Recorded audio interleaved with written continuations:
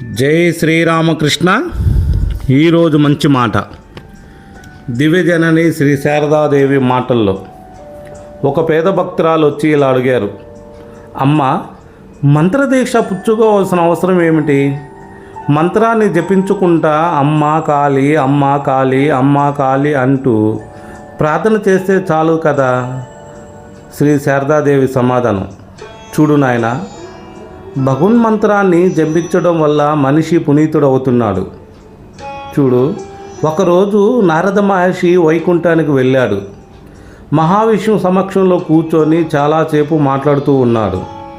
నారదుడు వెళ్ళిపోయే పిదప మహావిష్ణు మహాలక్ష్మితో ఇలా చెప్పారు, మహాలక్ష్మి, ఆ చోటును అలికి శుద్ధి గావించు అని అన్నాడు మహావిష్ణు. ఎందుకు నాదా? నారదుడు పరమభక్తుడు కదా అని లక్ష్మీదేవి అడిగింది. మహావిష్ణు సమాధానం, నారదుడు మంత్రదీక్ష స్వీకరించలేదు. మంత్రదీక్ష పొందకుండా శరీరం పునీతం కాదు అని మహావిష్ణు జవాబిచ్చారు.